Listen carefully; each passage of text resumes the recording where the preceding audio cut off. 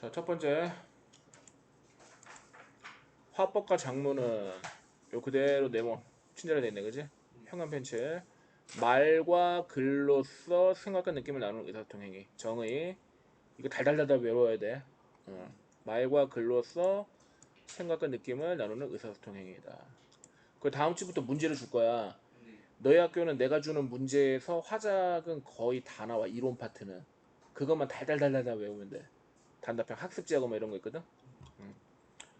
우리는 화법과 작문 활동을 하면서 자기 자신을 더 잘 이해할 수 있다. 여기 보면은 화법과 작문 활동에 돼 있지, 그지? 요걸 하면 어떤 점이 좋으냐 이런 거야. 자기 자신을 더 잘 이해할 수 있다. 그 다음에 다른 사람과 좋은 관계를 형성할 수 있다. 2번, 그치? 더 나아가 우리가 함께 살아가는 공동체의 문화를 해결하고 발전시킬 수 있다. 그지? 자, 정말 이렇게 해줘야 돼. 공부할 때 나한테 수업 들을 때도 마찬가지야. 집에서 정리할 때도 지금 이렇게 세 줄 읽었잖아, 그치? 정리할 때 이렇게 해야 돼. 화법과 작문의 개념 있지? 화작의 개념 뭐라 돼 있어? 말과 글로써 생각과 느낌을 그치? 나누는 이걸 쭉 정리하고 그지? 네. 그 다음에 지금 또 뭐야? 의 화작의 의의지, 그지?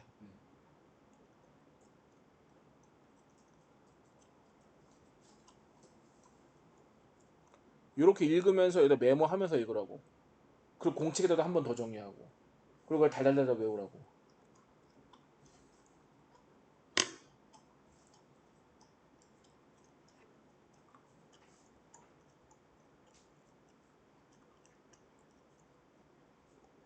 봐봐, 요 책이 잘 돼 있는 게 요 지금 우리가 요 세 줄 한 게 요거까지 나온 거야. 이렇게. 이를 위해서는 사회적 소통, 의사소통 행위로서의 화법과 작문의 특성이 무엇인지, 어떤 기능을 하는지, 특성, 기능, 화법과 작문의 과정에 작용하는 맥락이 무엇인지, 화작의 맥락. 그 다음에 우리가 하고 있는 이 화작은 사회적 의사소통이 목적이다.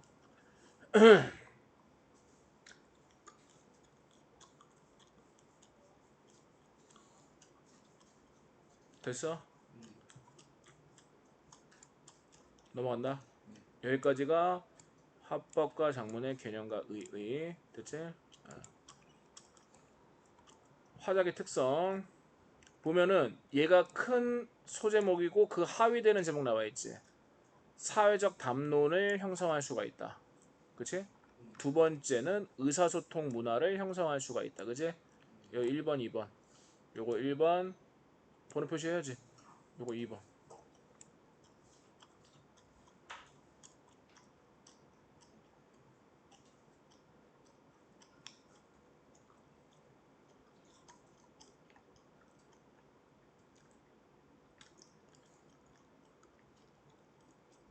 그러면은 학교 끝나고 좀 일찍 와가 자습하면서 있는 건 좀 불편하다라는 거지. 일단 와보긴 해볼게요. 너가 토요일에 안 된다 해가지고 부랴부랴 바꾼 시간이 여기밖에 안 됐었어.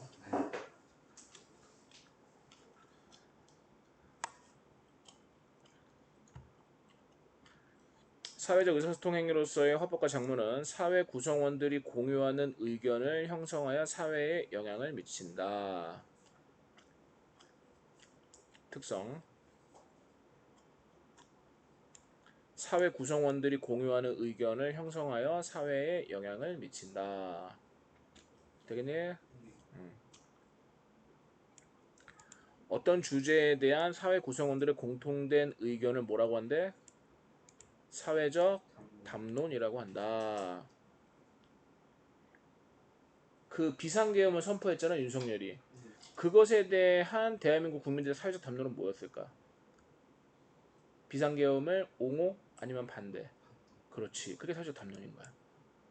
어떤 주제에 대한 사회 구성원들의 공통된 의견을 모았더니 비상계엄에 반대한대. 그래서 탄핵된 거잖아. 근데 그 사회적 담론을 하나로 모으려면 의사소통을 해야 되겠냐 아니면 침묵해야 되겠냐. 그렇지. 그거야. 개인의 말이나 글이라도 공동체의 과제를 해결하는데 합리적으로 타당하면 사회 구성원들 사이 공유 확산되어 사회적 담론을 형성할 수가 있대. 비상계엄 말도 안 되고 윤석열 탄핵하는 게 맞아. 맞아. 그거 합리적인 생각이네. 맞아, 타당해. 걔는 지금 끌어내리는 게 타당한 거야. 그 사람들 공유돼, 확산돼. 그 사회적 담론 완성이 된 거지. 되겠니? 윤석열 거 생각하면 쉽다. 공동체의 과제인 거고. 근데 우리 통일이라는 문제는 어때? 통일이라는 문제. 북한하고 우리하고 통일해야 돼. 그것에 대해서 지금 공유하는 사람들이 엄청나게 많다? 볼 수 있어? 없지. 그러니까 사회적 담론이 형성이 안 되는 거야. 그건 아직까지는. 뭔 말인지 되니? 환경 문제. 사회적 담론이 될까 안 될까? 되지. 그러니까 분리수거한 거에 대해서 불만 있어? 없잖아. 강아지 잡아먹는 거. 그거에 반대하는 생각. 그거 사회적 담론이 돼야 돼. 되지. 그래서 그거 식욕 그거 금지되고 있잖아. 그치? 그 다음에 강아지 고양이 발로 뻥뻥 차고 눈알 뽑고 막 이런 거 화살로 쏘고 막 이런 거 하면 안 된다라는 생각 사회적 담론 돼야 안 돼. 되지. 동물학대 안 되잖아. 그치? 이게 사회적 담론인 거야. 담론을 형성할 수가 있다.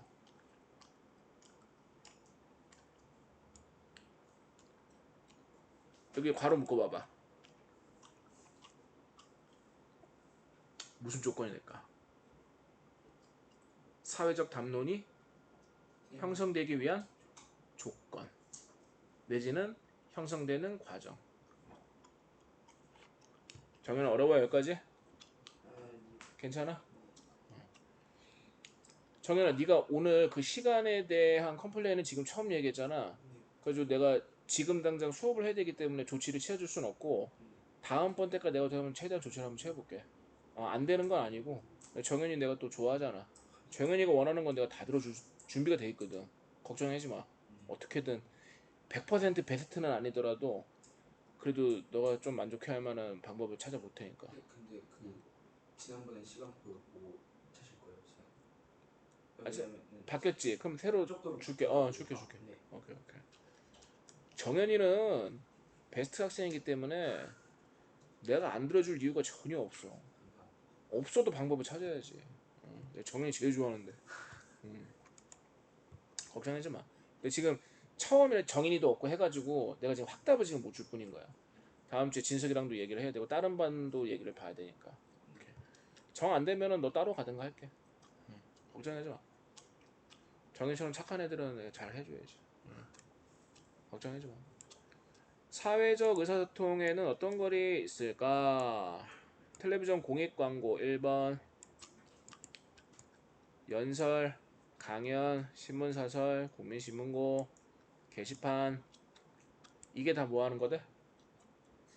사회 직접 내가 정현이랑 얼굴 마주보고 대화하잖아. 이것만 의사소통이 아니라 게시판에 글 올리는 것도 간접적인 의사소통이 될 수가 있다는 거야. 되겠지? 오케이. 자, 여기까지 됐다. 학생들이 주도하여 살담을 형성한 예시 1890년 조직된 협성회의 토론회를 들 수 있다. 이거 누가 주도한 거래? 학생들이 주도한 거래. 학생들이 주도해서 뭘 형성한 거야? 사회적 담론 형성한 거야. 그러면은 학생들 말고 어른들도 그래 공감했다라는 거 안 했다라는 거야? 했다라는 공유 확산된 거잖아. 합리적이고 타당하다라고 받아들여진 거잖아. 누가 주도해서? 그렇지. 이 토론회는 학생들이 민주적 정치 역량을 키우기 위해 목적.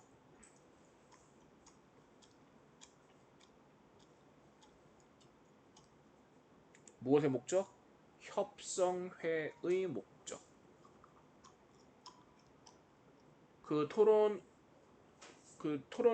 이 토론회의 이름이 협성회인데 그 협성회를 만든 목적이 뭐래? 학생들이 민주 정치 그렇지.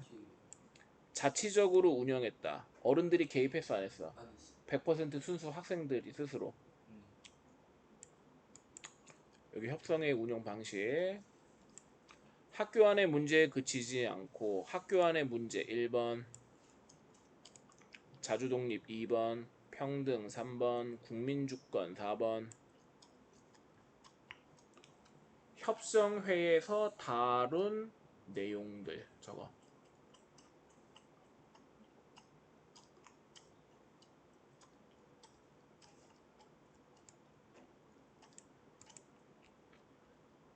근데 그런 내용들이 사회적 담론으로 형성이 됐다라는 거지. 그 말은 곧 뭐겠어? 그 내용들이 합리적이면서 타당하면서 사회 구성원들 사이에서 공유 확산될 만한 가치가 있었기 때문에. 적었어? 봐봐. 정렬 봐봐. 요것뿐만이 아니라 이거에만 그치지 않고 이것들이 사회 담론이 형성됐대. 왜? 합리적이고 얘네들이 여기 해당이 되니까. 화살표 주먹을 써. 지금 써. 사회적 담론이 형성될 수 있었던 건 합리적이고 타당하면서 사회적 공유 확산될 수 있었어. 더 나아가서 정렬 봐봐. 공동체의 과제에 해당이 되냐 안 되니? 되죠. 되잖아, 그치? 그것도 마찬가지야. 근데 응. 학교 안의 문제는 공동체의 과제로 볼 수 있어요. 그 학교 안에서는. 아, 응. 봐봐. 이거는 학교라는 작은 사회지. 이거는 우리 민족 국가라는 더 넓은 사회가 되겠지, 그치? 이거 두 개 구분해서 봐주면 되는 거야. 응.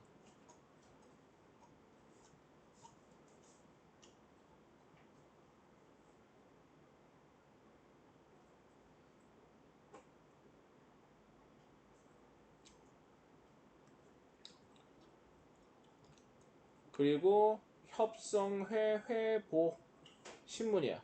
신문을 발간해서 민족을 계몽하는 등 적극적으로 사회적 의사소통 행위를 하였다.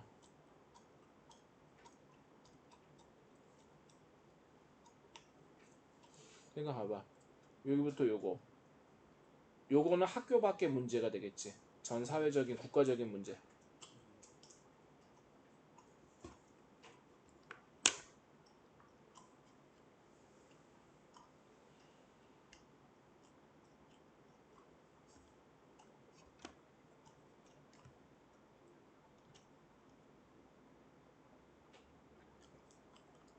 자, 사회적 담론을 뭐라고 한대? 여론이라고 한대. 사회 문제에 대해 제시되는 각종 의견 중에서 대다수의 구성원들이 공통적으로 갖는 의견. 그걸 뭐라고 한대? 사회적 또는 여론. 여론. 같은 말이야.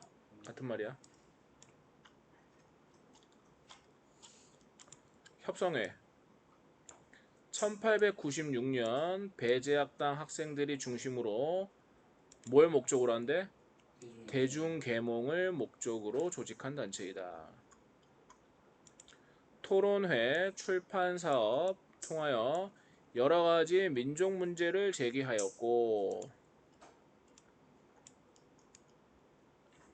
그 다음에 민족을 각성시켰고 계몽하고자 하였으며 민족의식과 자주독립정신을 사회적으로 확산시키는 데 공헌하였다.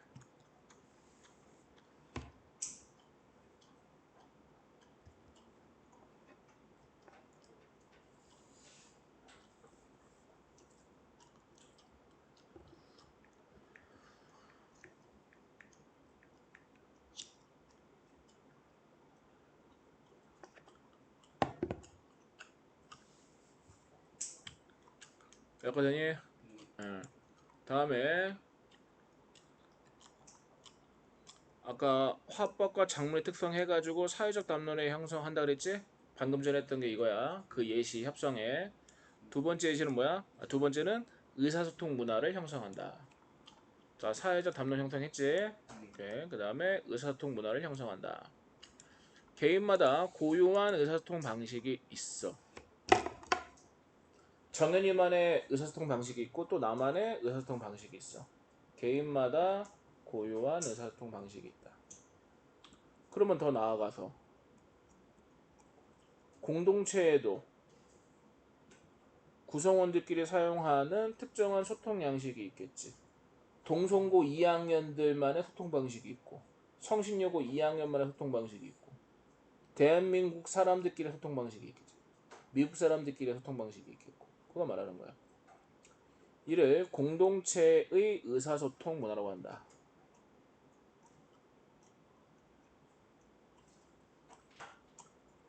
다른 공동체와 구별되는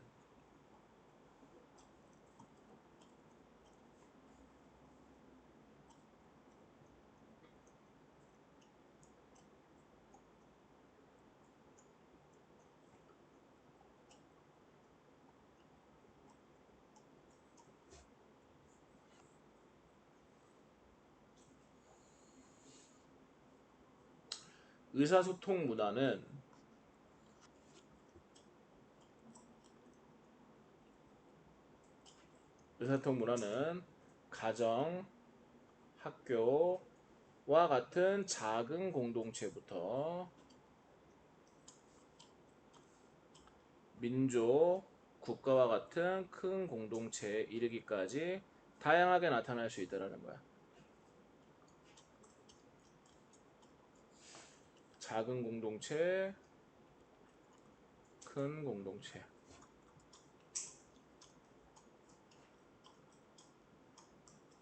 됐어? 네. 질문.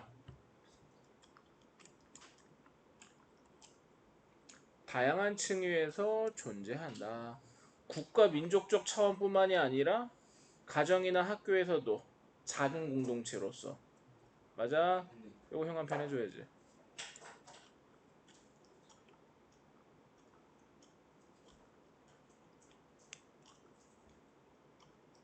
사회 집단에 따라 특유한 의사소통 문화가 형성된다. 형 한 편.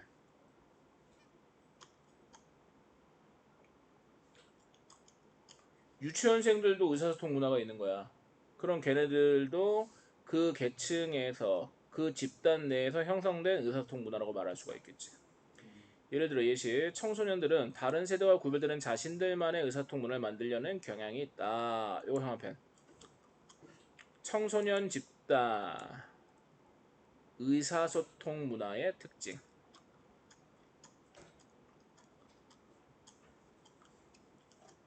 다른 세대와 구별되는 자신들만의 의사소통 문화를 만들려고 한다. 그래서 뭐 은어, 비밀스러운 말, 뭐 유행어나 줄임말 이런 것들 많이 쓴단 말이지. 노인네들 못 알아듣는단 말이야. 화법과 작문은 이러한 의사소통 문화를 형성하는 역할을 한다.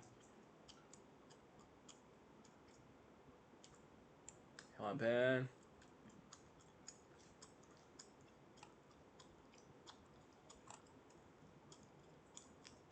자, 아까 전에 여기서 사회적 의사소통 행위로서의 화법과 작문의 특성 나왔었지. 사회 구성원들이 공유하는 의견을 형성하여 사회에 영향을 끼친다. 그치? 그 다음에 여기서 또 나왔네. 의사소통 문화를 형성하는 역할을 한다. 그럼 지금 거리가 멀리 떨어져 있잖아. 그럼 이거 한번 여기다 정리해 주는 게 좋아. 사회적 의사소통 행위로서의 화법과 작문의 특성 해가지고 요거 1번 메모하고 그리고 그 옆에다가 그 밑에다가 요거 한 번 더 써줘. 여기다 적어. 여기다가 메모해놔.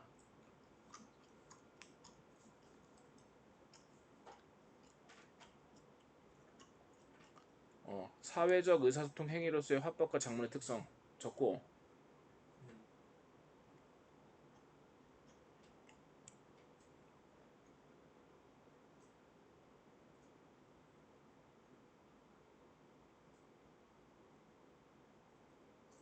적었어?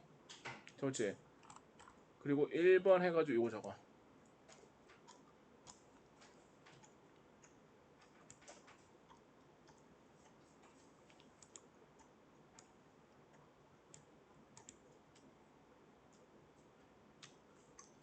적었어?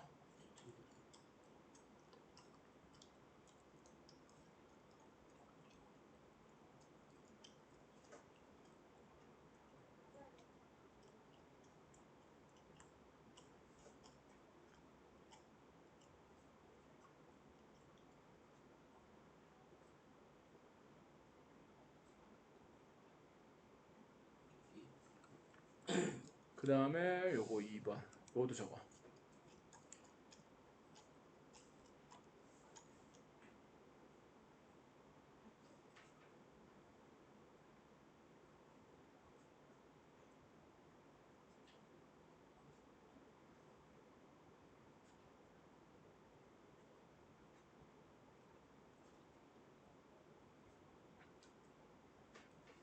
됐어? 그 다음에 지금 이런 애들도 다 한 번씩 적어야 된다. 본문 옆에다가 적고, 그러니까 최소 두 번 적는 거야. 본문 옆에다 적고, 그다음 공채도 한 번 더 적고, 그 다음에 암기. 되지? 그 다음에 요거는 여기에 한 페이지에 다 있으니까 요것만 써놔. 의사소통 문화의 특성 해가지고 1, 2, 3번. 이거 나중에 집에 가서 쓰고. 저거에다가 의사소통 문화의 특성 1, 2, 3번 번호만 체크해놔. 그 집에서 가가지고 본문에다 한 번 쓰고 공채도 한 번 쓰고. 그리고는 이는 다시 구성원 개개인의 화법과 작문 과정에 영향을 준다. 뭐가? 의사소통 문화가. 의사소통 문화가 만들어져. 근데 그거를 새로 전학 온 정현이한테 또 영향을 준다라는 거야. 동성고의 문화가. 되겠어? 의사소통 문화는 그 사회 구성원이 중시하는 가치와 규범, 관습에 의해 형성된다. 자, 여기다 뭘 적으면 돼? 의사소통 문화를 형성하는 요인.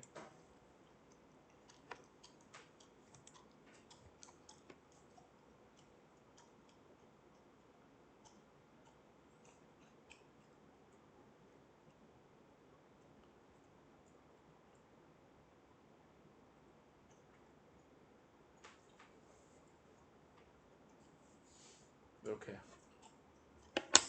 가치와 규범, 중요하게 여기는 가치와 규범, 그리고 관습.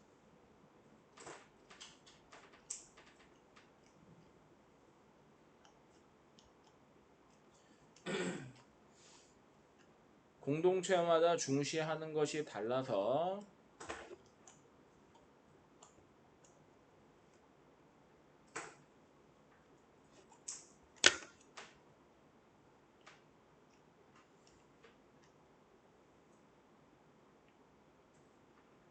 우리 나이 또래의 공동체하고 정현이 나이 또래 공동체가 중요시 여기는 게 다르겠지.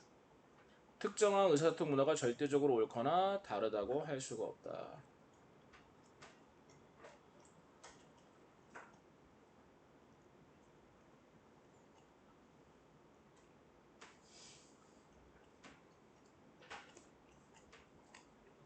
왜 그런 거야? 공동체가 존재하는 가치와 관습이 공동체의 의사소통 문화는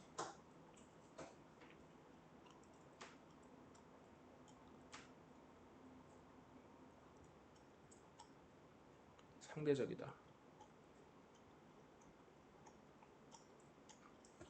이거 문화 상대주의. 이거 같은 말인 거야.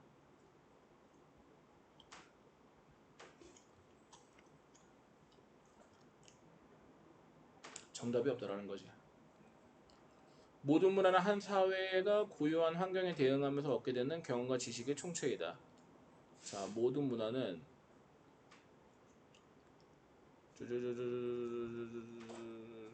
지식의 총체래. 그러니까 다 합한 거래.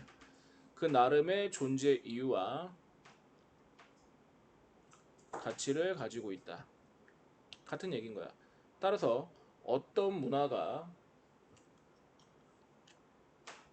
다른 문화보다 더 우월하다고 말을 할 수가 없다. 지금 이 얘기하는 거잖아. 이러한 문화 상대주의는 의사소통 문화에 대한 관점이나 태도에도 그대로 적용될 수 있다. 그러니까 일방적으로 우리 공동체의 문화가 옳다고 해서 다른 공동체 문화의 의사소통 문화를 비난하면 된다, 안 된다? 안 된다. 그러면 올바른 자세는 뭘까? 그렇지. 서로 존중하는 자세. 서로의 의사소통 문화를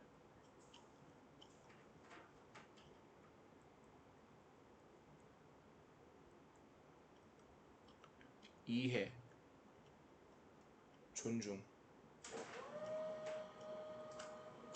인정.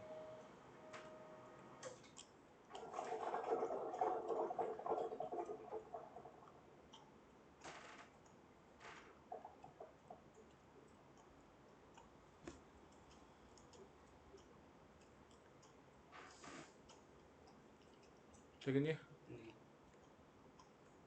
텔레비전이랑 컴퓨터가 보편화되기 전에는 공동체마다 특유의 의사소통 문화를 잘 유지했어. 그러면 얘네가 어떻게 되는 거야? 텔레비전하고 컴퓨터가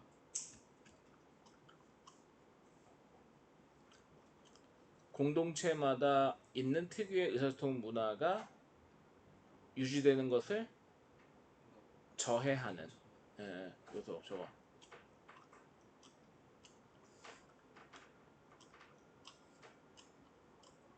공동체마다 있는 특유의 의사소통 문화를 유지하는 것을 저해하는 요소.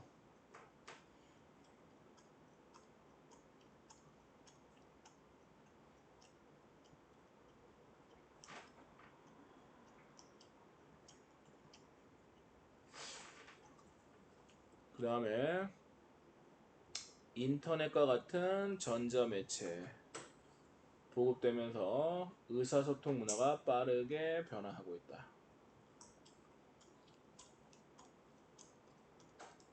이를 고려하여 우리는 자신이 속한 공동체 의사소통 문화를 당연한 것으로 받아들이고 무작정 고시하기보다는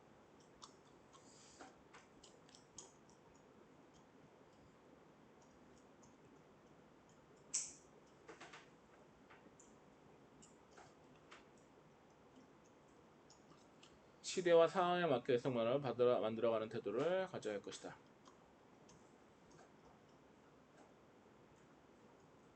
왜? 지금 시대가 너무 빠르게 변화하고 있잖아.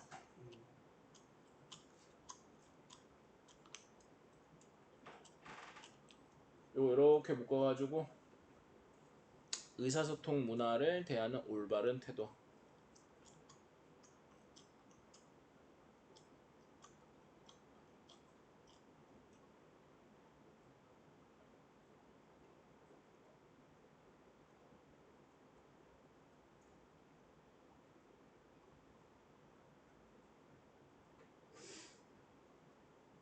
되겠어?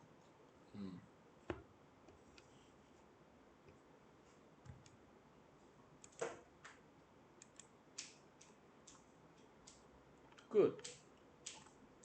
요거 이걸 쓰면 안 돼. 이것도 맞는 내용이긴 한데 이거에만 주목하지 말고 그 본문을 보고 정리를 해줘야 돼. 그리고 이거 보고 빠진 거 있으면 추가해야 되는 거야. 이거 그대로 똑같이 적어오면 안 돼. 이게 틀렸다라는 건 아니고. 그 다음에 뒤에 문제 풀어가지고 오고. 자, 그 다음에 화법과 장문의 기능. 화법과 장문 활동을 하면서 우리는 긍정적 자아 정체성을 형성할 수 있다. 형아펜. 그 어쨌든 화작하면은 좋대 안 좋대? 좋대. 어떤 점에서? 긍정적 자아를 형성한 정체성을 형성할 수 있대. 학교에서 진도 어떻게 나갔어? 학교에서 진도 이렇게 나처럼 설명해주면 나갔어? 아니면 그냥 읽기만 했어? 읽으면서 중요부 밑줄 쳐주시면서 했어요. 나도 자세하게 해줬어? 그렇게까지 자세하게는 아니었던 것 그러면은 내가 설명하는 거는 괜찮은 거지? 오케이. 형들은 아예 그냥 읽어주지도 않았어. 그냥 야 니들끼리 읽어봐봐. 야 1번 읽어봐봐. 그 다음 읽어봐. 그 다음에 그래도 좀 설명을 해줬네. 뭐 이렇게 필기해주는 것도 있었어?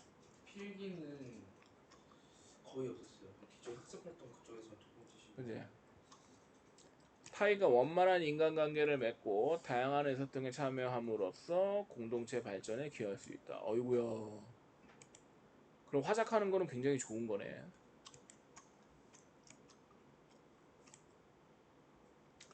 화법과 장문의 기능했고. 자, 좀 더 자세하게 들어가자. 자아 성장에 기여한다. 공동체 발전에 기여한다. 이거 1번, 2번.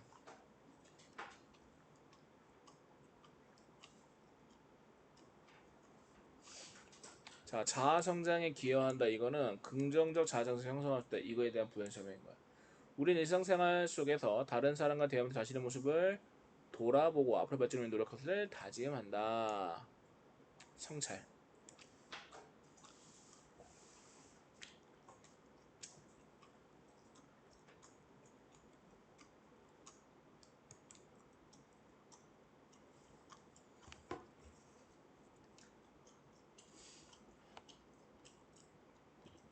가까운 사람과 깊이 있는 대화. 다른 사람의 눈에 비친 자신의 모습을 객관적으로 인식하고 반성하는 기회로 작용하여 자아 형성에 도움을 준다. 화법의 기능 1번.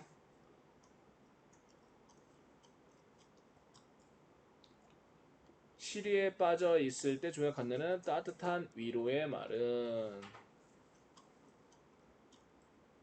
어려움을 극복하고 자아를 더욱 단단하게 성장시키는 원동력이 된다. 어려움 극복, 자아를 더 단단하게 성장시켜주는 원동력.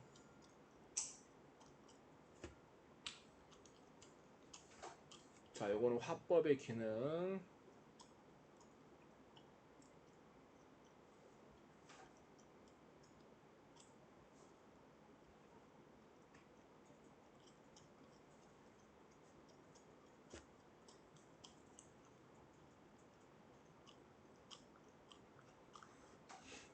돼봤어?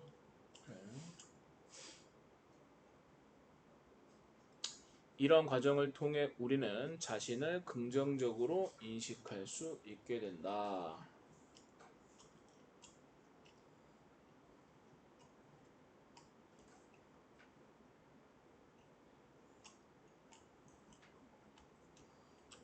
되겠어? 다음에 삶 속에서 다양한 일들을 경험해 생각하고 느낀 점을 글로 쓰는 것은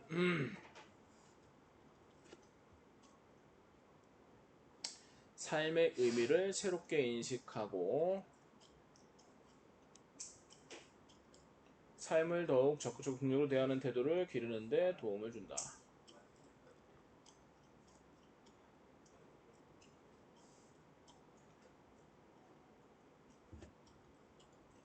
장문의 기능 1번. 자신의 삶을 성찰하고 정서를 진솔하게 표현하는 글을 씀으로써. 화법은 말하는 거고 장문은 글을 쓰는 거야. 네. 여기에 해당되는 게 자신의 삶을 성찰하고 정서를 진솔하게 표현한다. 여기 대표적인 게 일기하고 수필일 때. 우리는 한층 더 깊이 자신을 한층 더 깊이 있게 이해할 수 있으며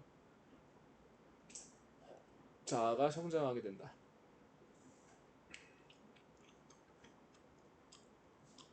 자, 2번. 그뿐만 아니라 독자도 삶에 대한 성찰과 깨달음이 담긴 글을 읽음으로써 쓰는 것뿐만이 아니라 읽음으로써 자신의 삶을 돌아보고 자아 성장 발판을 마련할 수가 있다. 자, 3번. 자, 요거 두 가지는 필자에게, 요거 3번은 독자에게.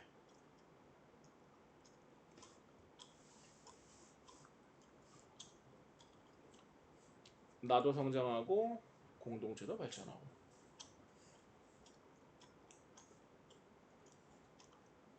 됐거든요.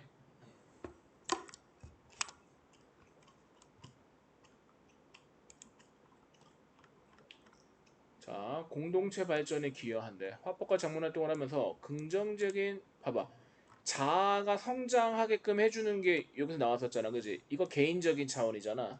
근데 이렇게 자아가 성장한 개인들이 많아지면 그 개인들이 속한 공동체도 당연히 어떻게 되겠어? 발전할 수밖에 없는 거지. 당연한 얘기인 거지. 긍정적인 자아 정체성을 확립한 개인은 자신감 있는 태도로 다른 사람과 원만한 관계를 유지할 수가 있다. 자, 위에서 자아 정체성이 확립한 개인이 만들어졌어. 그들은 어떻대? 자신감 있는 태도로 다른 사람과 원만한 관계를 형성하여 유지할 수 있다. 그리고 이런 관계를 바탕으로 하여 건강하고 활기찬 공동체를 만들어 나갈 수 있다. 1번, 2번, 3번. 건강한 공동체 형성에 기여한단 말이죠. 또한 우리는 공동체의 문제나 쟁점에 대한 논의에 참여함으로써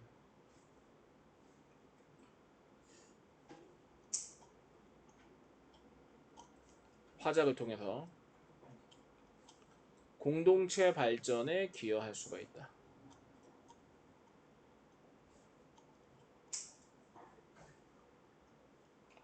이렇게 해가지고 왜? 발전하려면 의사소통을 해야 될 거 아니야. 뭘 통해서? 화법과 작문을 통해서.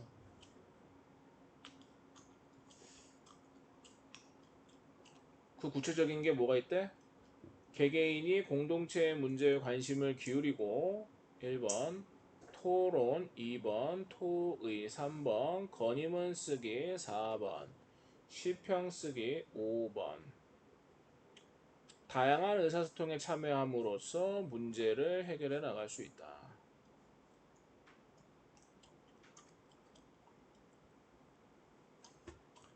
특히 요즘에는 인터넷과 같은 새로운 매체를 활용하여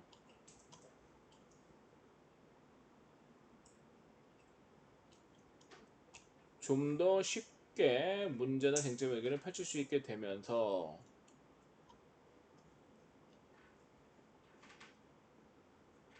화법과 정문의 역할과 가치를 바르게 이해하는 일이 더 중요해졌다.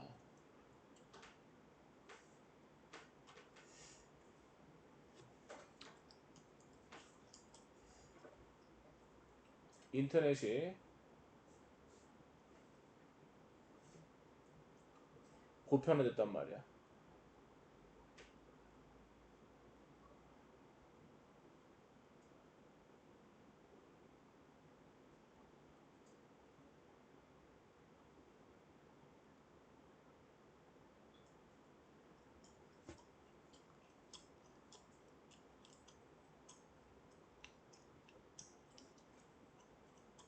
자아 정체성이라는 게 뭐래? 다른 사람과의 관계를 맺으면서 나는 누구인가에 대한 해답. 자아 정체성은 자아 개념이 더욱 발달하여 구체적인 인식으로 자신의 독특성을 자각한 상태를 말한다.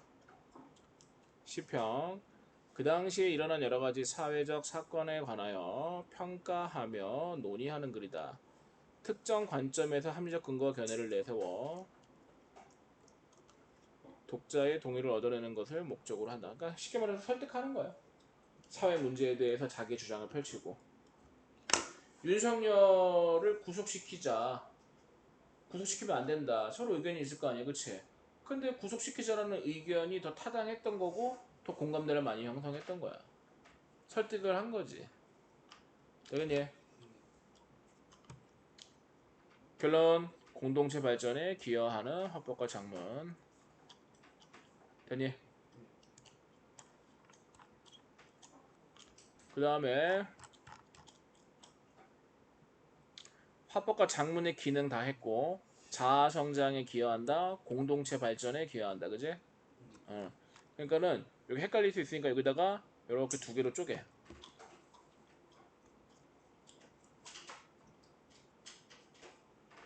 하나는 뭐? 자아 성장. 하나는 뭐? 공동체 발전에 기여한다. 정현아 무작정 외우려고 하지 말고 이해를 하면 돼. 자아 성장에 기여하는 이 개인이잖아. 근데 개인이 막 모여서 공동체가 성립지. 발전된 개인들이 모여있는 공동체. 그럼 공동체는 당연히 발전되겠어 안 되겠어? 되겠지. 그걸 말하는 거잖아.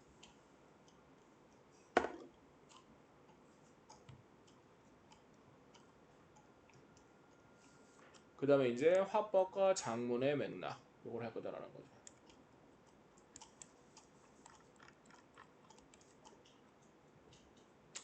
화법과 작문의 맥락이란 담화나 글을 수용하거나 생산하는 활동. 수용은 글을 읽는 행위를 말하는 거야. 생산은 만들어내는 거. 글을 쓰거나 말을 하는 거야.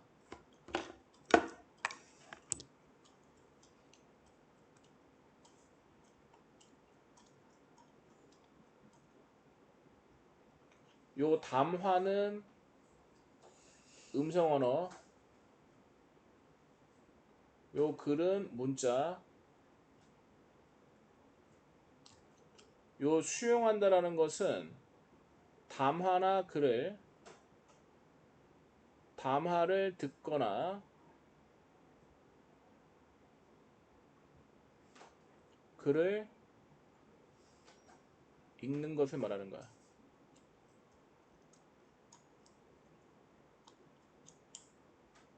생사는 말을 하고 글을 쓰는 행위를 말하는 거지.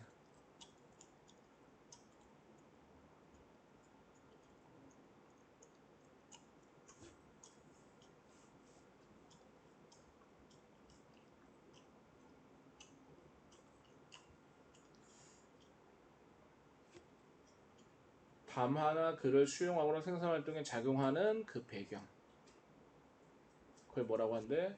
화법과 작문의 맥락이라고 한다.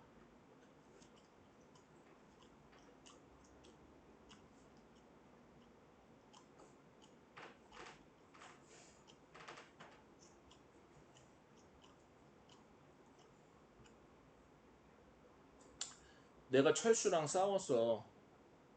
성신여대 저 사거리에서. 근데 정현이가 어디선가 달려오다니 날라차기로 내 얼굴 면상을 확 후려갈긴 거야. 얘가 왜 이런 행동을 할까? 그 행동의 배경을 살펴봤더니 아, 정현이가 철수 형이구나. 뭔지 알겠어? 그 말을 하거나 그 글을 쓰거나 했을 때의 밑바탕에 깔려있는 생각들을 말하는 거야. 또는 환경이나 문화들을 말하는 거야. 대단히 여기에는 화자나 필자, 청자나 독자. 자, 이 중에서 모르는 말 있어? 화자, 필자, 청자, 독자. 없지? 얘네들이 생산자, 얘네들이 수용자. 근데 이 관계는 서로 주거니 받거니가 가능한 거야. 수용자였다가 생산자가 되기도 해. 왜? 말을 주고받고 하는 거니까. 화자는 말하는 사람, 필자는 글 쓰는 사람이야. 청자는 듣는 사람인 거고. 그 다음에 주제, 목적, 매체. 매체는 이 화작이 만들어지는 그 수단을 말하는 거야.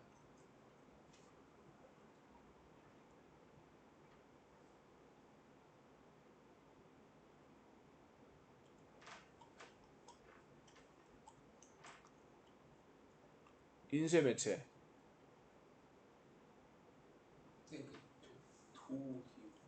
도구. 도구나 수단.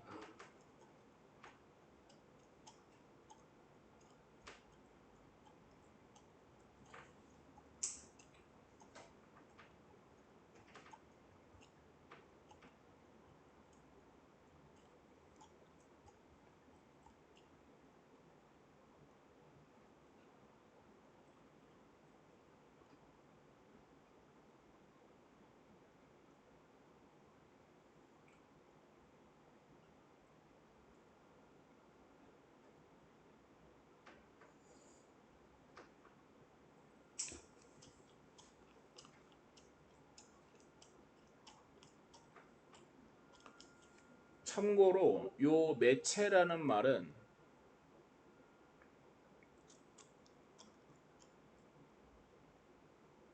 정보, 담화나 글 생산하고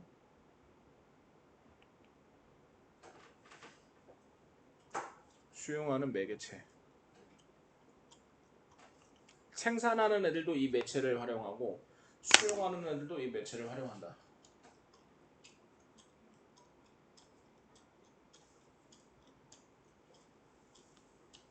되겠어? 응.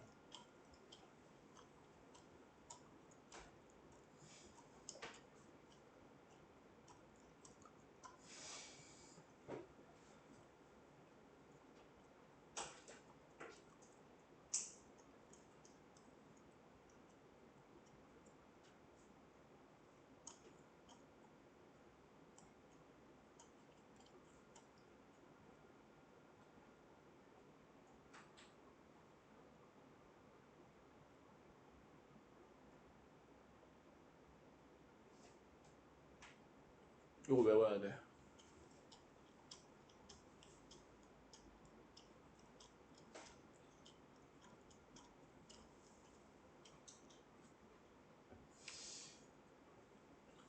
요거에 따라서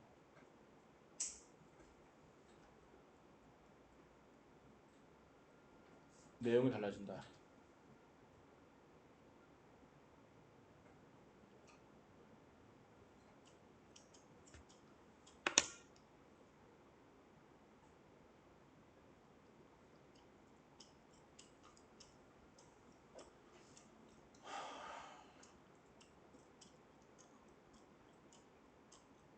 됐니? 맥락. 글이나 담화에서 나타나는 일관적인 내용의 흐름. 맥락은 흐름을 파악하는 의미를 가지며 맥락에 따라 문장이나 담화의 의미가 달라진다. 요거 말하는 거야. 요거에 따라 달라진다는 거.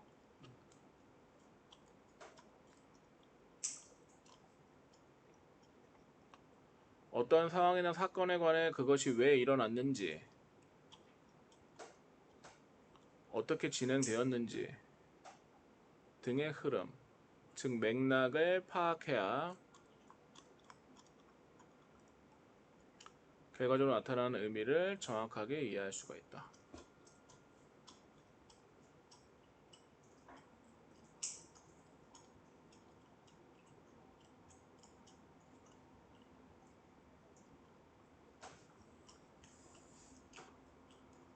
화법의 맥락은 담화의 생산과 수용에 영향을 미친다.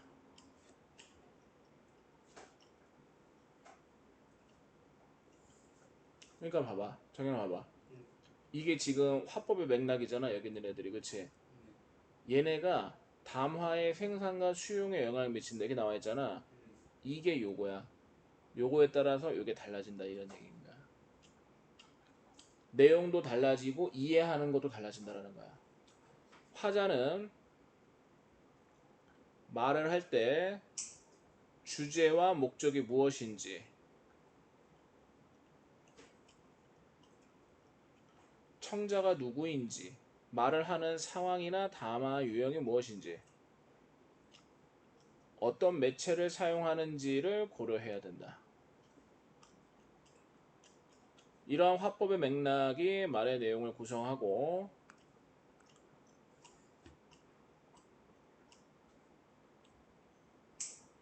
표현 전달하는데 영향을 주기 때문이다. 왜? 청자가 초등학생이고 대학생이야. 내용 달라지겠지. 또 매체에 따라도 달라지겠지. 맞아? 목적에 따라 달라지겠지.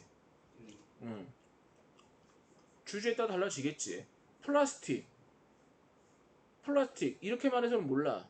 주제를 플라스틱이 환경을 오염시킨다. 그러면 환경 문제와 관련된 주제가 나오겠지. 플라스틱은 우리 인간의 삶을 굉장히 편하게 만들어준다. 그럼 플라스틱의 유용성에 대해서 말하겠지. 달라진단 말이야. 유치원생들 데리고 플라스틱 얘기하면 걔네 알아들어? 환경 문제? 못 알아들어. 되겠니? 질문.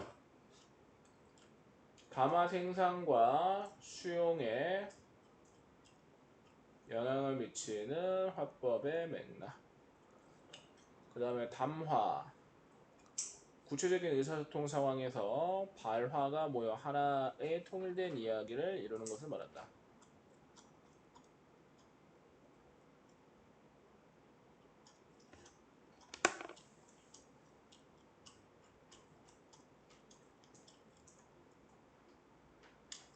양 되게 많아. 공책 정리 오늘부터 시작해야 돼. 정리하고 암기하고 계속해서 해줘야 돼. 암기. 다음 주부터 문제도 나가고 다음 주부터 진도도 많이 나갈 거니까. 할 거 되게 많겠지? 네. 그리고 이것도 해야지. 이것도 계속 오답 정리해야지. 한 번에서 끝나는 게 아니야. 계속해서 해야 돼. 만약 학교에서 이거 못 준다 그래, 없다 그래, 그럼 내가 다시 뽑아줄게 이거. 질문. 마찬가지로 이거 참고해서 정리해. 이것도 빠뜨리면 안 돼. 근데 이걸 적으라는 게 아니야. 본문 보고 쭉 정리하고 빠진 게 있으면 이걸 참고해서 이걸 설을 덧붙이라는 거야. 문제 풀기. 됐지? 요거 배웠어? 학교에서?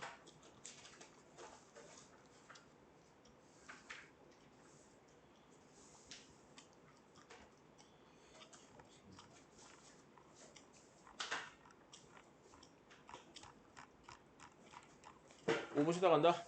네. 어.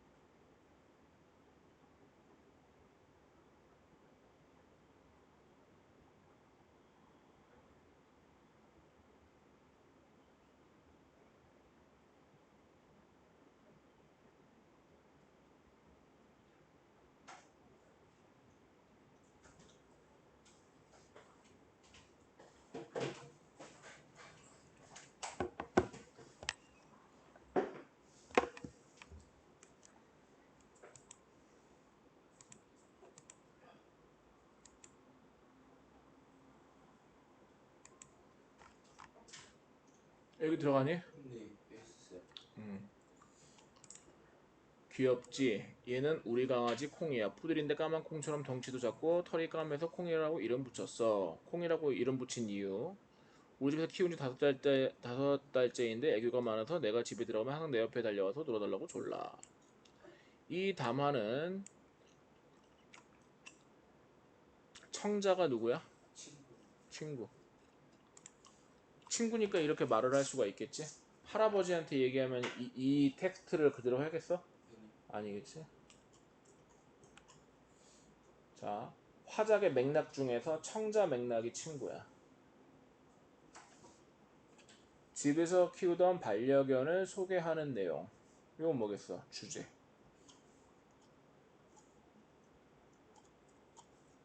처음 보는 사람한테 이런 얘기 할 수 있겠어? 그렇지. 콩이라는 대상을 소개하는 내용이다. 친밀한 사이의 대화이다 보니 청자가 친구지. 정보 전달보다는 친교 목적.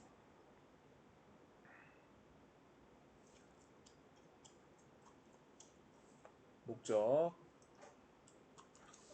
따라서 반려견의 이름에 얽힌 이야기, 반려견을 키운 기간 등 개인적인 경험과 인상을 중심으로 내용을 구성하고 있다.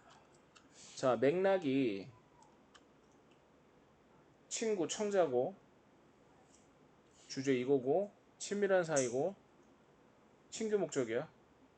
그러다 보니까는 내용 구성이 어떻게 된다? 반려견의 이름에 얽힌 이야기, 반려견을 키운 기간, 개인적인 경험과 인상을 중심으로 내용이 구성된다.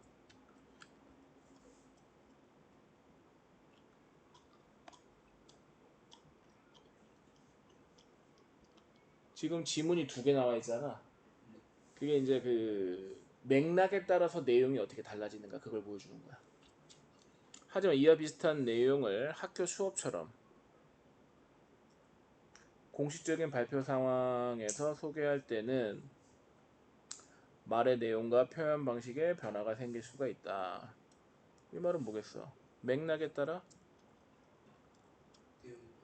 맥락에 따라 내용이 달라지는 거야.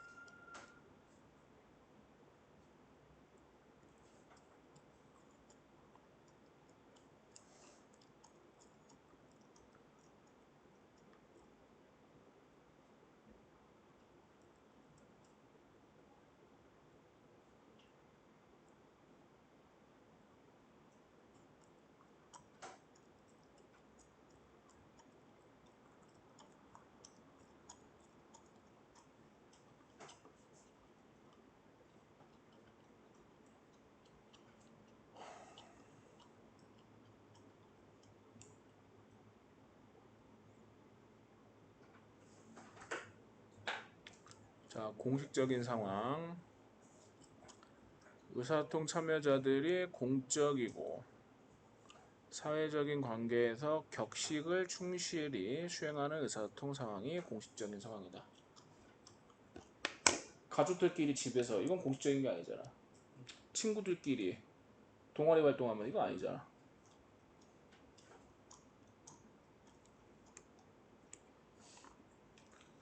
여러분에게 소개할 저희 집 반려동물은 강아지 콩이입니다. 자, 지금 위에서 나왔던 이거는 공식적인 거야, 사적인 거야? 사적인. 사적인 거지. 요거는 공식적인. 공식적인 거지. 그러니까 말투부터 달라지는 거야. 여기서는 어떻게 돼? 해체를 쓴단 말이야. 해체. 여기서는 하십시오체를 쓰는 거지.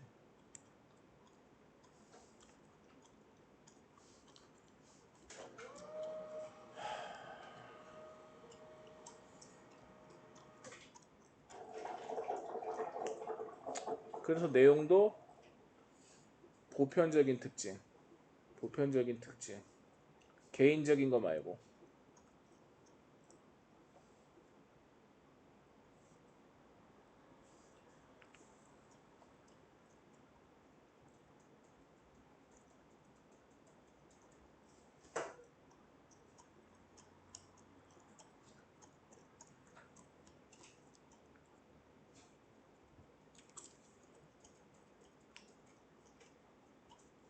개인적 경험보다는. 키우는 견종의 보편적인 특징.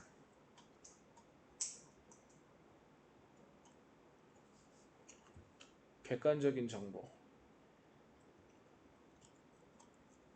공식적인 말하기 상황에 맞게.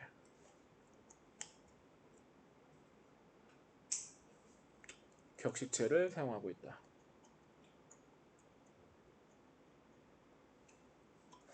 그래서 하십시오. 채.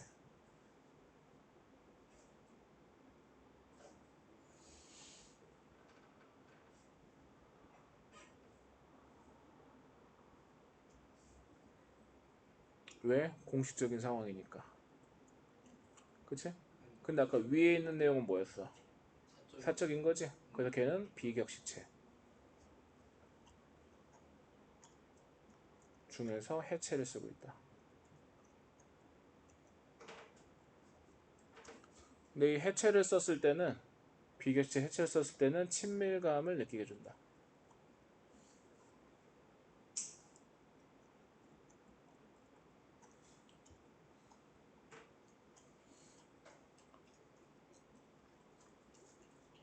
정중하게 표현한다. 만약 혼자 이런 맥락을 고려하지 않고 친구에게 소개할 때와 똑같이 말했다면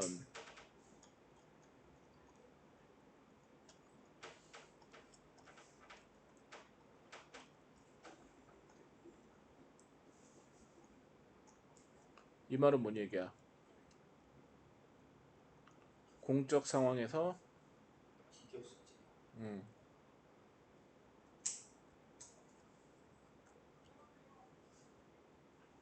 친구에게 말하듯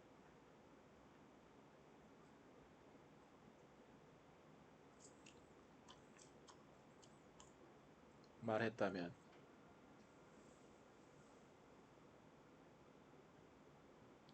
이건 적절하지가 않은 거지.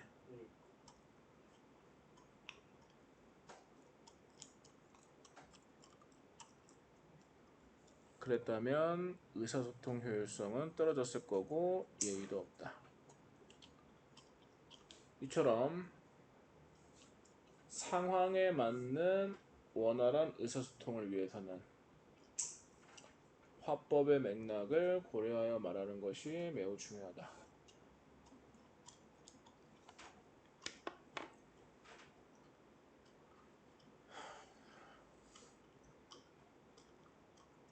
여기까지니?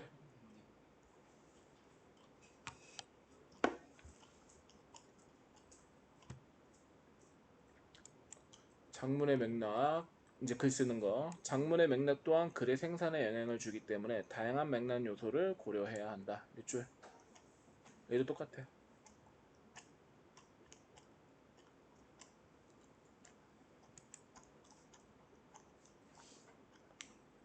글쓰기의 주제, 목적, 예상 독자, 매체 이거 뭐라 부른다고?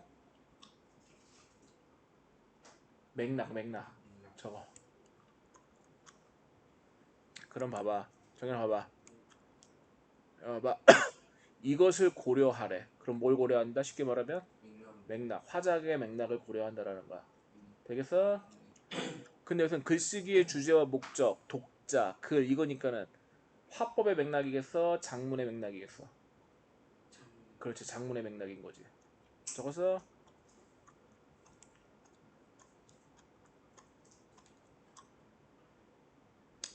그럼 봐봐. 점검해 봤을 때 적절하다고 볼 수가 있느냐? 자, 긴급 공지야. 그러면은 친구들끼리 사적으로 하는 거야, 공적으로 하는 거야? 공적으로. 공적으로 하는 거지. 네. 살해하겠습니다. 그지? 여기까지는 그렇다 쳐. 근데 가만 안 둠. 용서한다, 갖다 놔. 이거는 격식을 갖췄다고 볼 수 있어, 없어? 없는 거지. 적절하지 않은 게 결론이다, 그지? 이제 꼭 연락 바람도 볼 수 있지 않을까? 그렇지, 그렇지. 바랍니다라고 해야 되지. 글쓴이의 목적이 자, 목적이 필자가 분실한 이어폰을 되찾기 위한 것이었어. 학교 누리집 게시판이야. 요게 매체겠지? 매체도 맥락에 속하는 거야.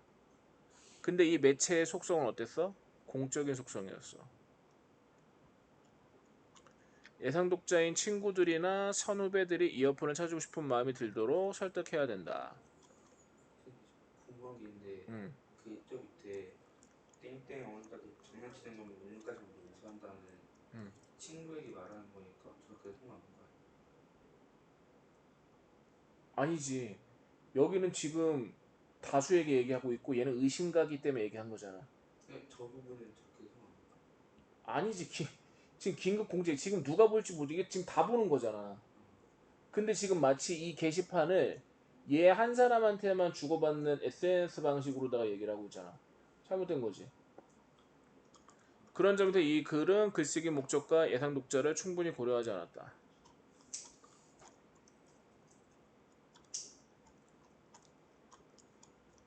그리고 잠깐 봐봐. 이거 개인적인 건데 공식적인 게시판에 올리는 것도 적절하지 않았던 거야. 애초부터.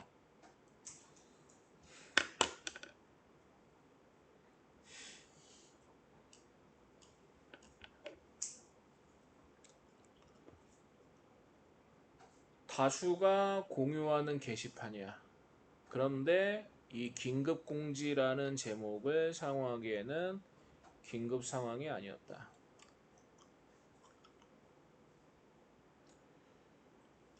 추신이라는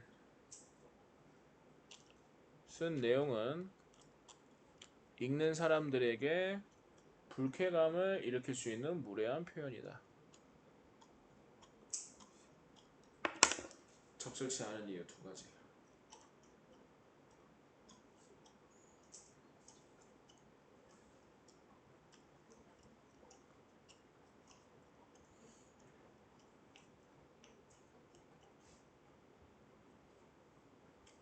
그러더니 장문 맥락을 고려한 거야 안 한 거야? 안 한 거지.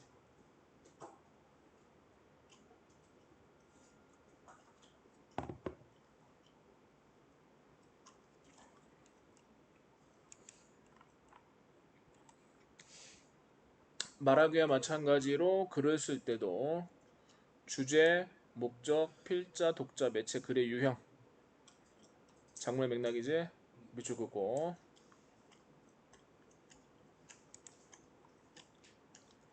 장문 맥락을 고려해야 한다. 말을 하고 나면 사라지지만 글은 말과 달리 일회성에 그치지 않고 오래 지속된다. 자, 이건 음성어나 말하는 거야.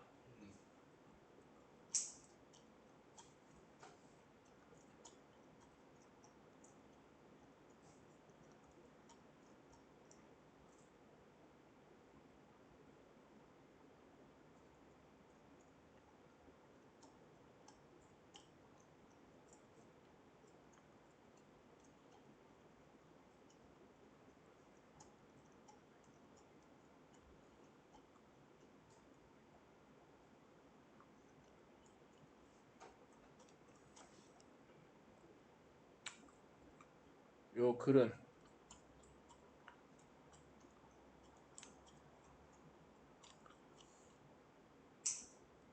문자겠지? 장문이고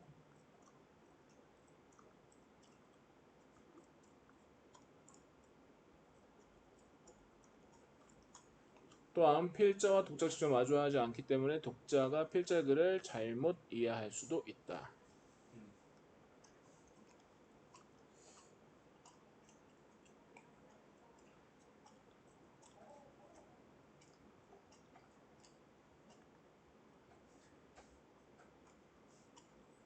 글의 특성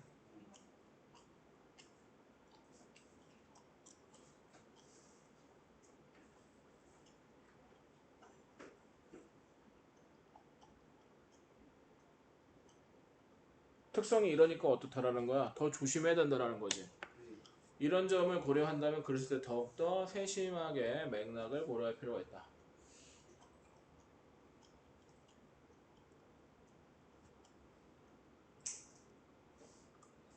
특히 게시판이나 문집, 블로그 등에 싣는 글은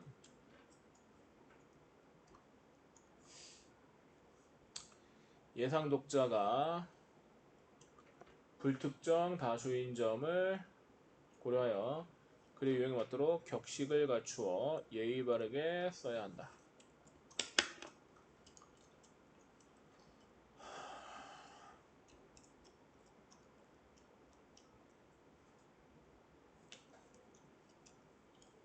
오른쪽에 맥락의 유형 봐보자. 장소적 맥락, 시간적 맥락, 사회문화적 맥락, 심리적 맥락. 장소는 방이냐, 회의실이냐, 강당이냐. 시간적 맥락, 의사소통이 일어나는 시기, 어떤 시간에 이루어지느냐. 지금 막 미사일이 막 떨어지고 있어. 전쟁 나가지고. 야 그때 야 이따 저기 롯데리아 가가지고 뭐 먹을래? 이거 되니 이거? 근데 그거에 답하지 않고 막 그 도망갔어. 쟤왜 내 말에 대꾸를 안 해? 내 말 무시하는 거 뭐야? 삐지면 되는데 안 되는 거잖아. 사회 문화적 문화, 사회적 계층이나 세대, 공동체의 가치관, 담화 관습 등과 관련된 맥락이다. 할아버지 공동체하고 유치원생들 공동체하고 그 맥락이 갖다 볼 수가 있겠어? 없겠지. 심리적 맥락, 어떤 관계에 있는 사람과 의사소통하느냐.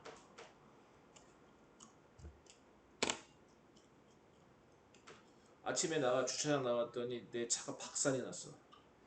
어떤 아줌마가 내 차를 아주 그냥 주차장에 아주 그냥 앞뒤로 다 밟아버린 거야. 그 아줌마랑 어떻게 돼? 친밀감 있게 대화 나눌 수 있겠어? 뺨싸대기 안 갈기는 게 다행이지. 되겠니? 사회적 계층이나 공동체의 가치관과 같은 사회 문화적 요소도 요거 말하는 거야. 담화나 글의 수용과 생산에 영향을 줄 수 있다. 즉 담화나 글의 내용이 같다 하더라도 화자, 필자, 청자, 독자가 어떤 계층에 속하는 사람인지, 공동체의 가치관이 무엇인지, 담화나 글의 내용을 이해하거나 표현하는 방식이 달라질 수가 있다.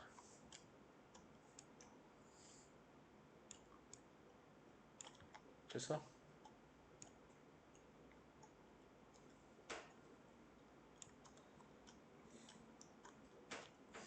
따라서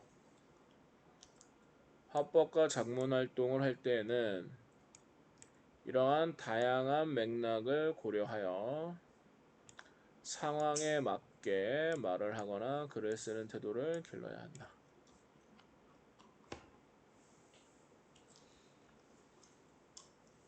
집에서 오냐오냐 길러진 아이야. 말 되게 싸가지 없게 집에서. 근데 밖에 나와서 그렇게 하면 안 돼. 안 되겠지.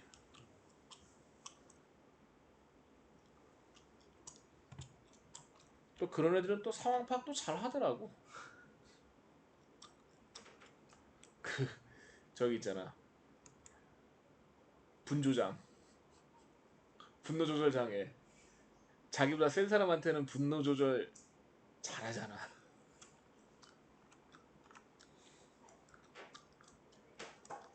여기까지 요거 참고하고. 학습 활동 했어 학교에서? 학습 활동을 한 것도 있고 안 한 것도 있는데 응.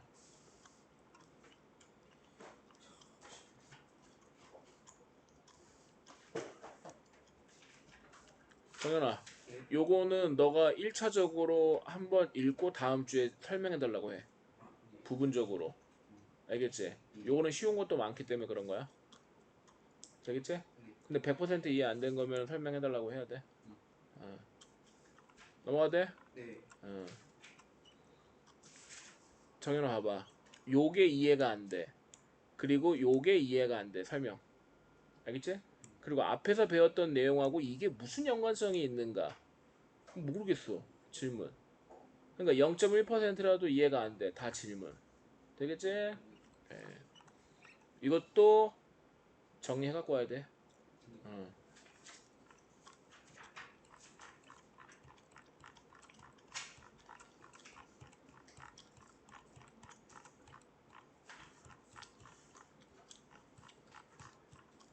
24초까지. 네. 됐지? 여기도 배웠다는 거지. 합법과 장문 태도. 네.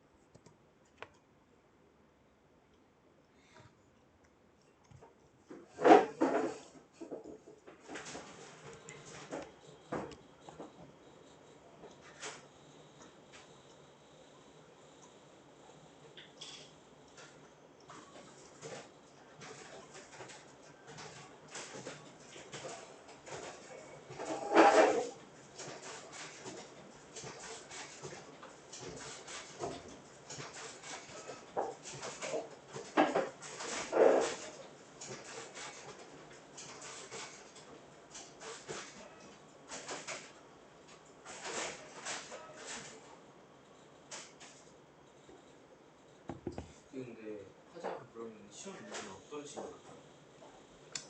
단순하게 이거를 아주 짜잘짜잘한 이론 있지. 네. 그거 뭐 맥락에는 뭐가 있냐 뭐 이런 것들 있지. 네. 그런 거 물어보는 거 하나. 그리고 요 이론을 여기에 적용해서 묻는 문제 하나. 그 다음에 요거 오답 확인해가지고 내용 바꾼단 말이야. 그치? 선택지. 그거 묻는 문제 하나. 세 종류가 있어. 그냥 완전 남기네요. 완전 암기해야 돼. 그러니까는 형들이 이거 화작 시험 보러 들어갔을 때 막 모의고사 쉬우니까 화작처럼 풀면 되겠지 생각했는데 다 무너져 버렸어. 근데 무식하게 그냥 암기 때려버린 애들이 100점 맞고 하나 틀리고 그랬어. 무식하게 해야 돼. 애들 봐봐. 대부분 다 이거 이론 다 간과하고 암기 안 한단 말이야. 근데 이거 암기해야 돼.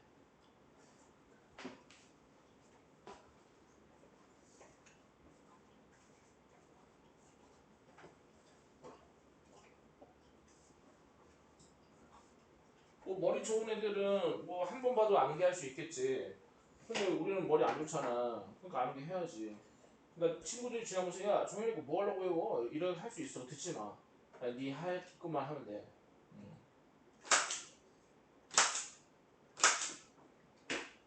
만약에 학교 선생님이 이렇게 얘기해. 야 교과서에서 하나도 안 나와. 이것만 봐. 라고 하면은 이것만 하면 돼. 근데 그렇게 하지 않는 이상은 이게 집중력 나가잖아. 그치? 그럼 해야 된다고.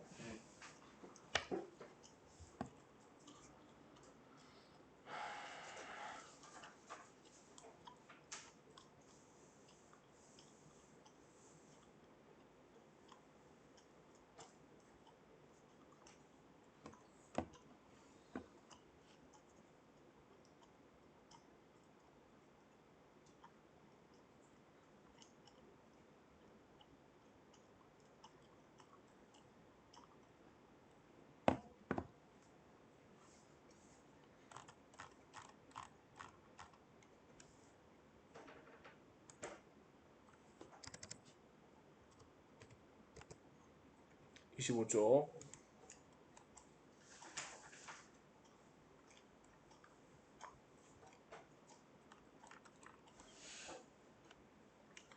화법과 장문은 화자나 필자가 화자 말하는 사람, 필자는 글을 쓰는 사람. 그럼 이 사람들 생산자야 수용자야?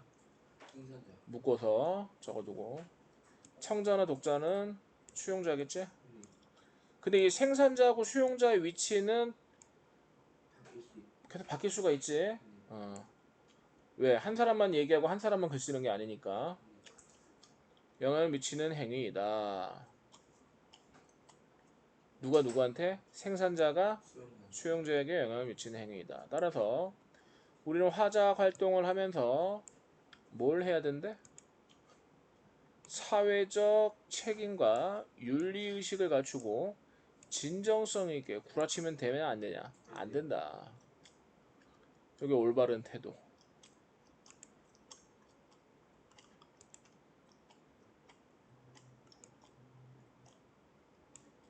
아울러 언어 공동체의 담화 및 장문의 관습을 성찰하는 태도가 필요하다. 왜? 내가 하는 화작 행위가 무조건 올바른 것일 수는 없거든. 다른 사람 귀에 거슬릴 수도 있잖아.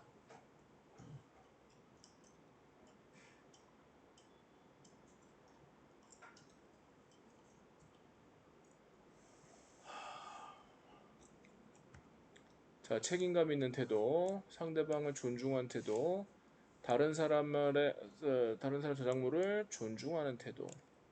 그치? 자, 요거에 대해서 이제 지금 구체적으로 설명 들어가네. 화자와 필자의 사회적 책임과 의사소통 윤리.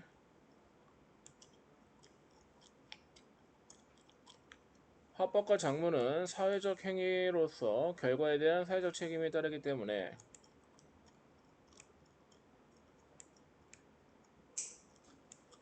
의사소통의 윤리를 준수해야 한대. 준수해야 하는 이거 뭐라고? 사회적 행위로서 결과에 대한 사회적 책임이 따르기 때문에 이를 위해서는 윤리를 준수한다. 말과 글의 영향력을 고려하고 지식재산의 가치를 명확하게 인식하고 존중할 필요가 있다.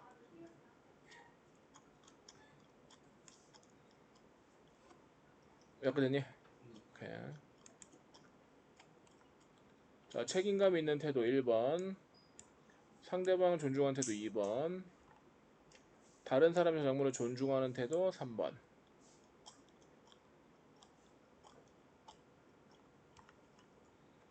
책임감 있는 태도. 화자와 필자는 자신의 말과 글에 책임감을 지녀야 한다. 화자와 필자 모두. 이는 말과 글에 진실성이 있어야 하고 말과 글에 끼칠 영향을 고려해야 한다는 뜻을 말한다.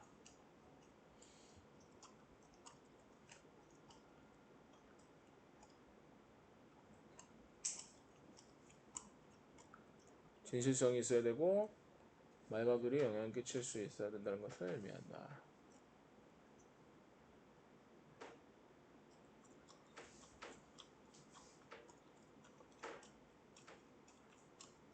왜? 너 한마디가 사람한테 상처 줄 수도 있고 용기를 줄 수도 있고 하기 때문에 사실이 아닌 일을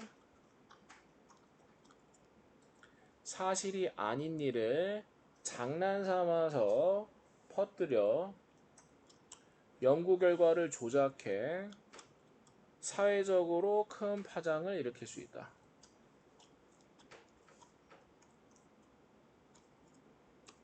이러한 사건을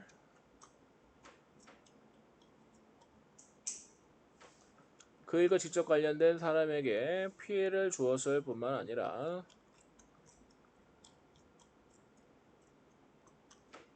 사회적으로도 큰 충격을 안겨주었다.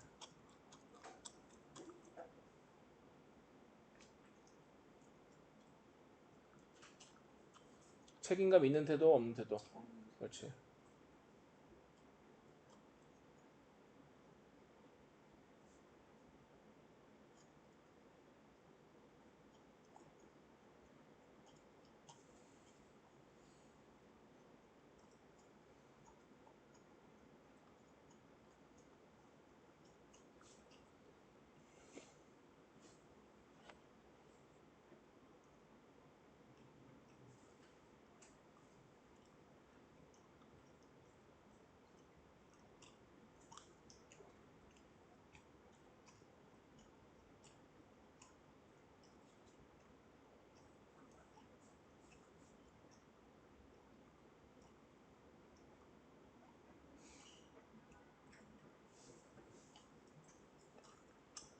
화자와 필자는 이러한 점을 고려하여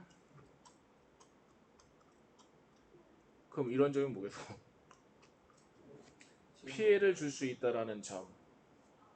그래 사회적으로 큰 충격을 줄 수 있다라는 점.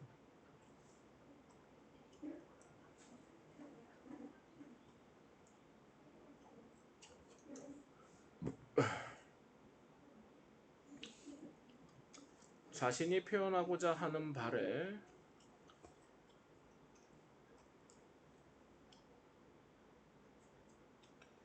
분명하게 인식하고 말과 글의 영향력을 고려하여 사실을 정확하게 전달하려는 어떤 태도가 필요하다? 책임감 있는 태도가 필요하다.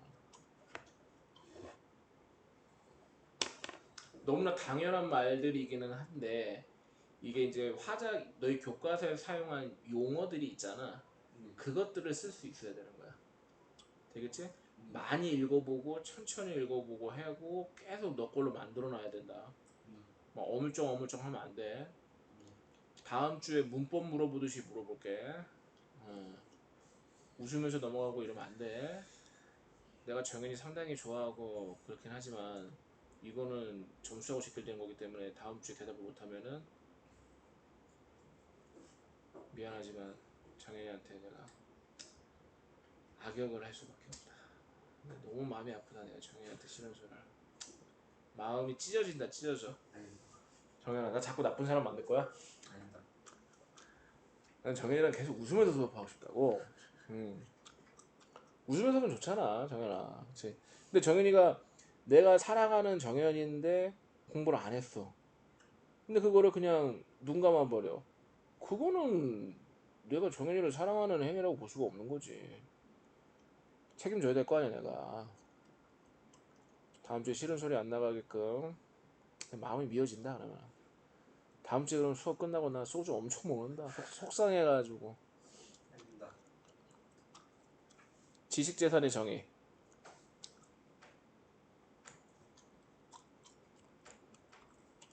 지식재산 기본법에 따르면 인간의 창조적 활동, 경험 등에 의해서 창출되었거나 발견된 지식, 정보, 기술, 사상이나 감정 표현, 영업이나 물건의 표시, 생물의 품종이나 유전자원, 그 밖에 무형적인 것까지. 그것을 뭐라고 한대?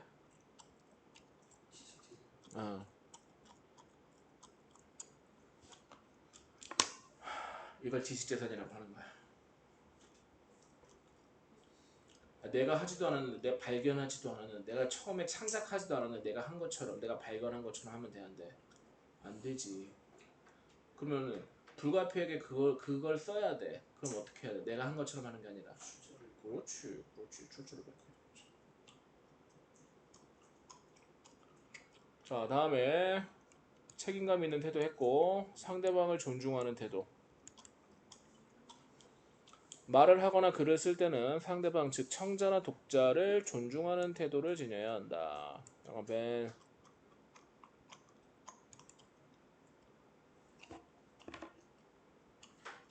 왜 그런 거야? 자기 생각을 표현만 하는 것이 아니라 뭐 하는 거니까 상대방하고 상호작용하는 과정이기 때문에.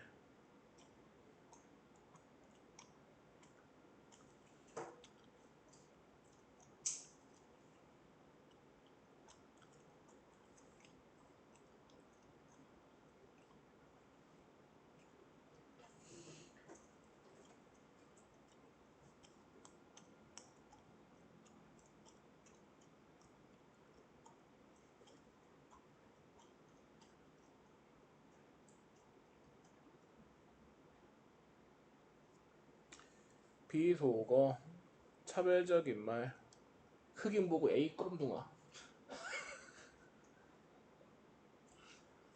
악성 댓글, 부정적인 언어 표현, 이런 것들은 상대에게 상처를 줄 수가 있다.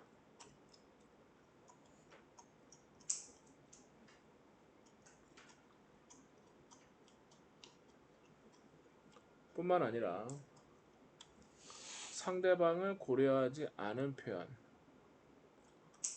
상대방과 갈등을 불러일으킬 요인이 되기도 한다.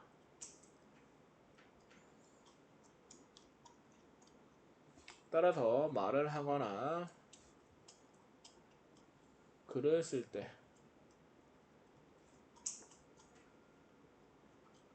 상대방을 배려하는 태도가 필요하다. 왜? 상처 줄 수 있다 그 얘기야. 갈등과 상황이 벌어질 수도 있고. 정리할 수 있지? 다 정리해도 아까 전에 알려준 방법대로 아주 디테일하게.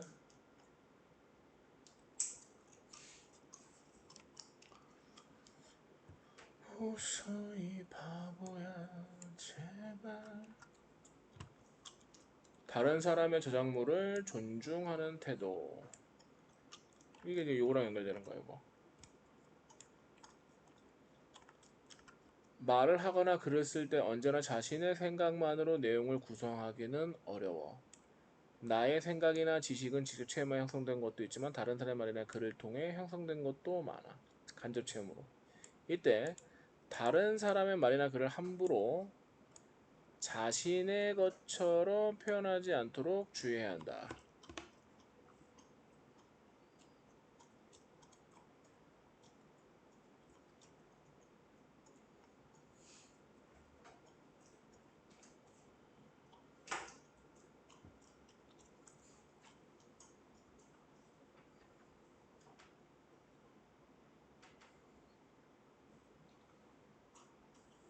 그래서 개그맨들 사이에서는 그 개그맨이 어떤 유행어를 만들잖아. 근데 다른 방송국 개그맨이 그런 비슷한 거를 해. 그럼 머리끄댕이 잡고 막 싸운다는 거 아니야.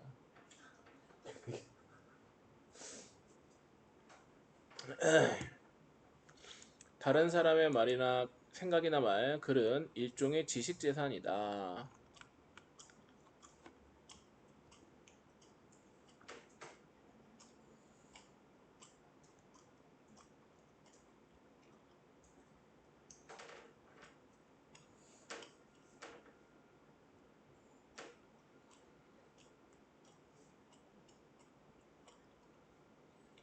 타인의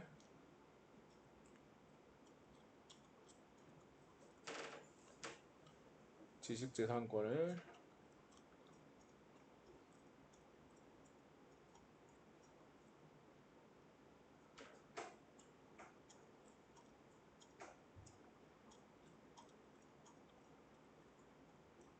존중해야 하는 이유.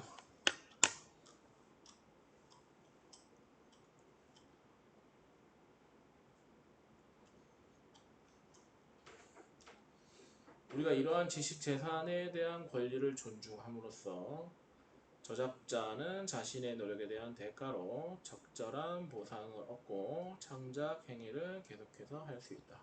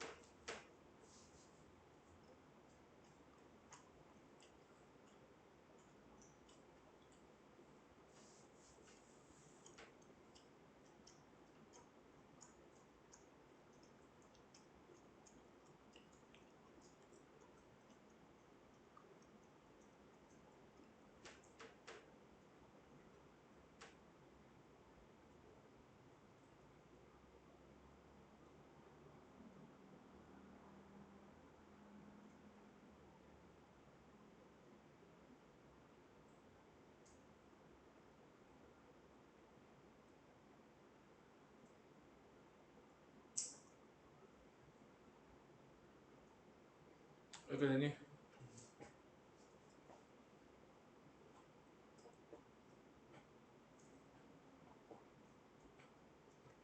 다른 저작자들의 성과물을 올바르게 인용하는 것이 필요한 까닭은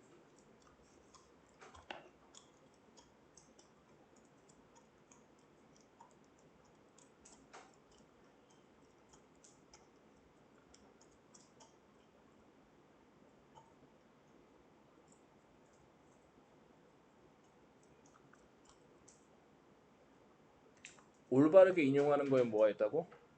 출처를 밝히는 일.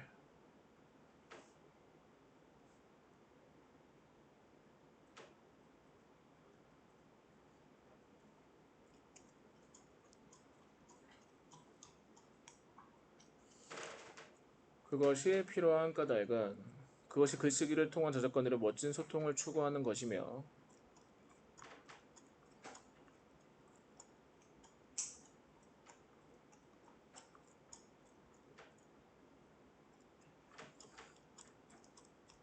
나아가 자신과 견해가 같은지 그렇지 않은지에 관계없이 다른 걸 바라볼 수 있는 최선의 방법이기 때문이다.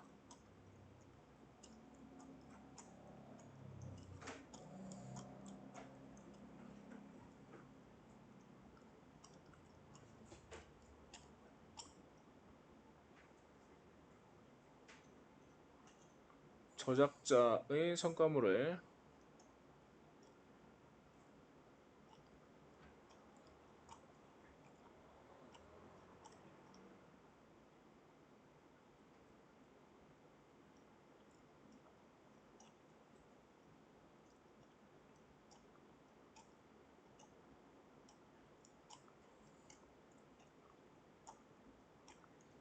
올바르게 인용해야 하는 이유.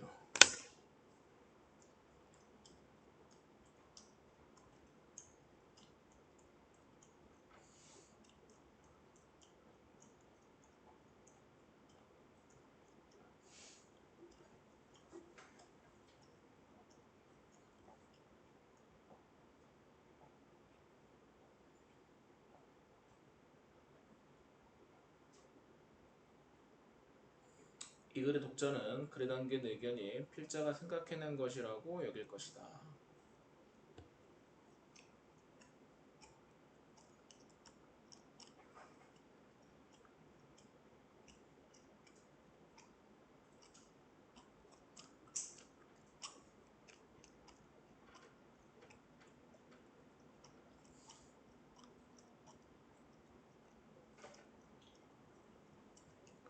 오해의 소지.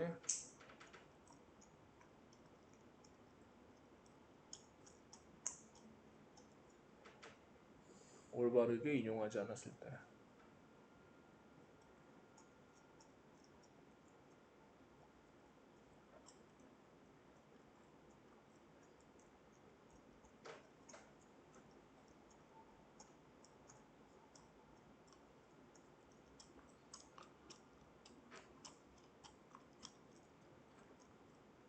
인용이나 출처 표시가 없기 때문에.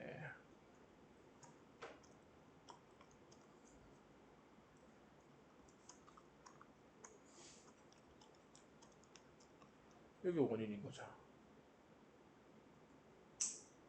여기 결과고.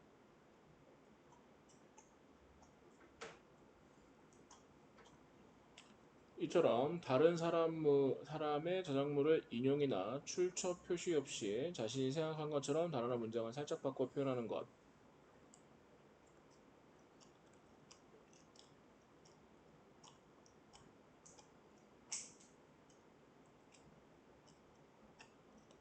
표절. 무심코 표절하지 않으려면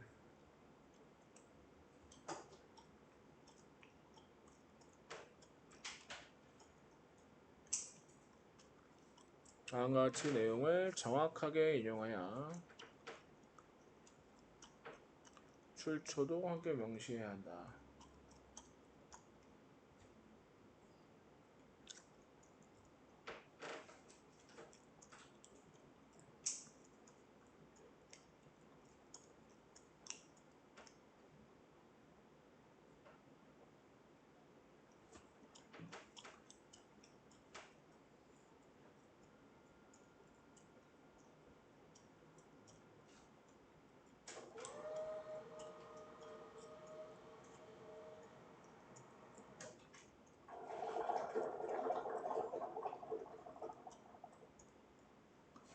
표절을 방지하는 올바른 인용법.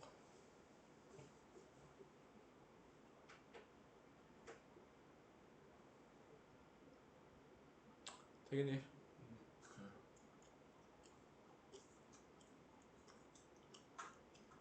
질문.